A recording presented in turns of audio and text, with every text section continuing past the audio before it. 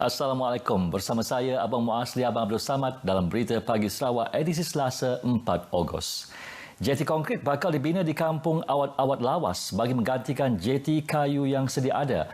Menurut Timbalan Ketua Menteri Datuk Amar Awang Tengah Ali Hassan, projek berkenaan akan dilaksana secara berperingkat. Jelas Datuk Amar Awang Tengah, jeti tersebut merupakan laluan utama bagi penduduk kampung dan menurutnya jeti tersebut perlu dibina baharu.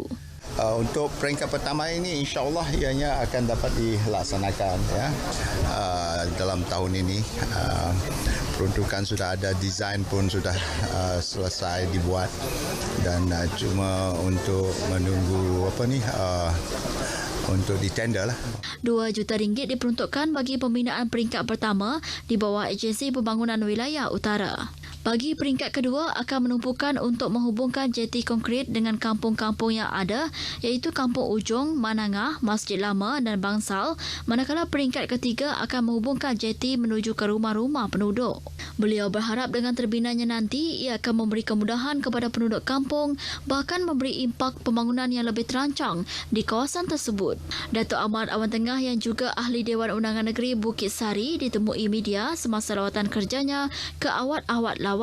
Sementara itu, Ketua Kampung Ujong Masra Taim antara yang menyambut baik perancangan projek tersebut. Jeti kayu yang usut itu antara keluhan penduduk di kawasan tersebut keadaannya yang tidak selamat dan berbahaya kepada penduduk yang melaluinya. Projek penghubung Jalan Kerubung Selalang Keseri yang menelan kos RM50 juta bakal memudahkan perjalanan masyarakat di kawasan pesisir. Menteri Muda Perancangan Bandar, Pentadbiran Tanah dan Alam Sekitar, Datuk Len Talif Saleh berkata pembinaan itu sekaligus memendekkan tempoh perjalanan masyarakat di persisiran berkenaan. Jelas beliau, Kabong, Sesang, Gerigat dan Seratok antara kawasan yang bakal memperoleh manfaat daripada projek sepanjang 7 km berkenaan. Ia akan memendekkan masa untuk mereka berhubung pergi ke Sirkei. Kalau masa ini mengambil masa 45 minit ataupun 1 jam. Kalau jalan ini siap nanti, ia akan memendekkan masa perjalanan kepada 30 minit ataupun 20 minit saja. Beliau berkata demikian kepada pemerintah pada Majlis Kurban Perdana di Sarike. Tambah beliau, sebanyak 11 buah rumah panjang di kawasan pembinaan jalan terbabit juga akan mendapat manfaat yang sama. Pasukan Gerakan AM PGA melakar 3 siri kejayaan berkaitan rampasan rokok, minyak diesel dan gula pasir dalam operasi Benteng COVID dan operasi Libas sejak Khamis lepas hingga Ahad lalu. Komander Brigade Sarawak PGA SAC Manca Atta dalam kenyataan berkata, kejayaan pertama membabitkan rampasan 1,800 liter minyak diesel bersubsidi hasil serbuan dan pemeriksaan ke atas sebuah lori di Sungai Tengang, Seri Aman pada Khamis lepas. Lori berkenaan disyaki mengambil bahan api tersebut di sebuah stesen minyak di Serian. Diesel yang dirampas dan lori yang disita dianggar bernilai RM93,776.84. Dua lelaki warga tempatan berumur 43 tahun yang merupakan pemandu dan pemilik barangan tersebut turut ditahan bagi membantu siasatan. Semasa pemeriksaan lanjut dijalankan, pemilik barangan berkenaan telah cuba memberi wang suapan sebanyak RM500 kepada Ketua Pasukan Serbuan agar tidak dikenakan tindakan undang-undang. Sementara itu, SAC Manca memberitahu rampasan kedua pula melibatkan sejumlah 660 kg gula pasir hasil serbuan dan pemeriksaan ke atas satu longgakan gula yang ditinggalkan di sebuah jalan tikus di sempadan Malaysia-Indonesia pada Sabtu lepas. Gula tersebut bernilai RM2,046 dirampas kerana disyaki cuba untuk diseludup ke negara jiran. Tiada tangkapan dilakukan dalam kes ini. Manakala dalam kejayaan ketiga, hampir 8,000 karton rokok putih dan kretek dirampas dalam serbuan dan pemeriksaan ke atas sebuah premis kediaman di Jalan Semobak Kuching yang disyaki dijadikan stor penyimpanan rokok tanpa cukai. Turut dirampas sebuah beg berjenama, wang tunai berjumlah lebih RM8,000 yang disyaki hasil penjualan rokok, satu kad bank beserta satu kad pengenalan dan lesen memandu. Rampasan dianggar bernilai bernilai 1.14 juta ringgit termasuk cukai. Walau bagaimanapun tiada tangkapan dilakukan. Nilai keseluruhan rampasan dalam ketiga-tiga kes dianggar berjumlah 1.245 juta ringgit. Jumlah kes positif COVID-19 di negeri ini kekal 678 kes selepas merekod sifar kes 3 hari berturut-turut. Jawatankuasa Pengurusan Bencana Negeri JPBN Sarawak dalam kenyataan juga memaklumkan 5 kes baru telah pulih semalam. JPBN memberitahu daripada jumlah kes yang telah sembuh itu menjadikan kes sembuh dan discharge setakat semalam seramai 599 orang atau 88.35%. 60 orang masih menerima rawatan dalam wad isolasi dan jumlah kematian kekal 19 orang. Manakala sebanyak 15 pesakit dalam siasatan dilaporkan dan 10 kluster di negeri ini masih aktif. Dalam pada itu, JPBN juga mendedahkan sebanyak 22 buah fasiliti kesihatan telah dikenal pasti di seluruh negeri dan telah mengambil sebanyak 1,615 sampel bagi ujian COVID-19 bermula April hingga semalam. Sementara itu, sejumlah 1,834 buah kenderaan direkodkan telah melalui pergerakan antara zon 1 dan 2 pada 1 dan 2 Ogos. Daripada jumlah itu, 1,788 buah kenderaan didapati telah mendapat kebenaran dan 46 buah diarah berpatah balik kerana tidak memiliki surat kebenaran. Polis Diraja Malaysia juga telah mengeluarkan sebanyak 16 notis kompaun kerana tidak mematuhi garis panduan.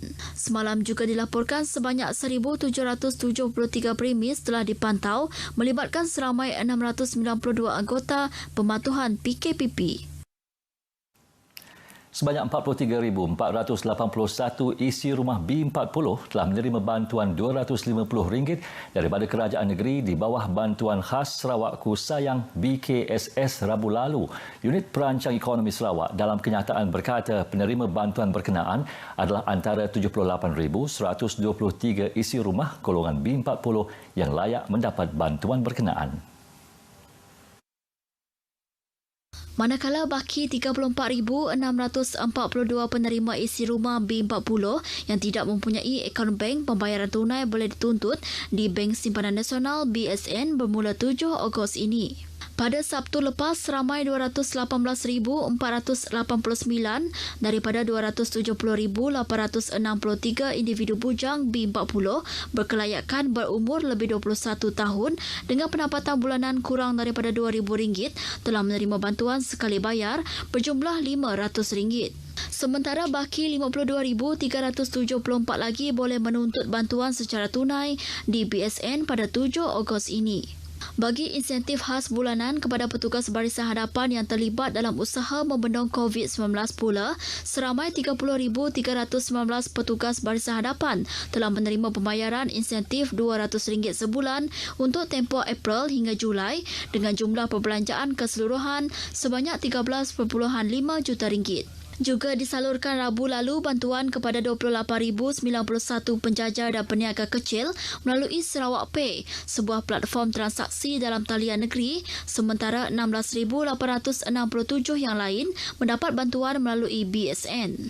Individu yang telah disenaraikan semula sebagai penerima individu bujang bantuan sara hidup BSH B40 tahun ini oleh Lembaga Hasil Dalam Negeri tidak layak untuk menerima bantuan bulanan isi rumah BKSS B40 berkuat kuasa Julai lepas. Berdasarkan senarai BSH 2020 yang dikemas kini daripada LHDN, terdapat 115,450 penerima yang sebelum ini berada di bawah senarai isi rumah BSH 2019 B40 kini disenaraikan sebagai individu bujang BSH 2020 B40. Status pembayaran BKSS boleh disemak bermula 6 Ogos di laman web rasmi yang tertera. Sarawak memperkenalkan 3 fasa BKSS mulai 23 Mac tahun ini yang melibatkan bantuan bernilai RM2.55 bilion untuk membantu pelbagai sektor komuniti dan perniagaan di negeri ini yang terkesan dengan pandemik COVID-19. Kampung Punang yang terletak kira-kira 12 km dari Pekan Lawas merupakan salah satu lokasi menarik buat pengunjung ke utara Sarawak. Selain menyajikan pemandangan menarik matahari terbenam semasa berada di jeti kampung tersebut, Kampung Punang juga cukup sinonim dengan aktiviti pencarian gamat atau balat. Ikuti laporan yang disediakan oleh wartawan Syazwan Kadil.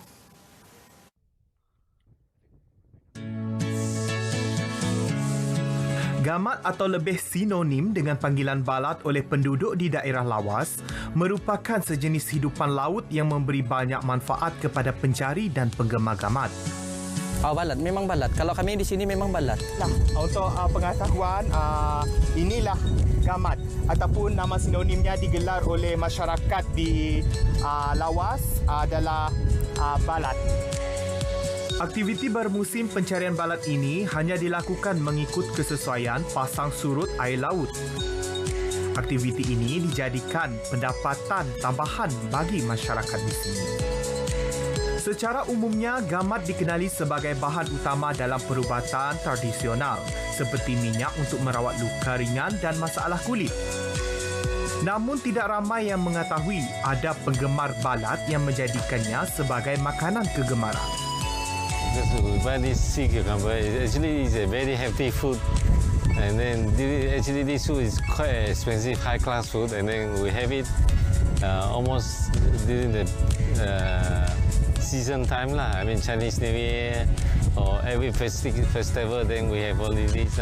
Actually, we are very lucky in Lawas. We have this local gamat. Or else, if we happen to be imported from China. Bagi yang pertama kali menyertai aktiviti ini, mencari gamat ataupun balat merupakan pengalaman yang menyeronokkan.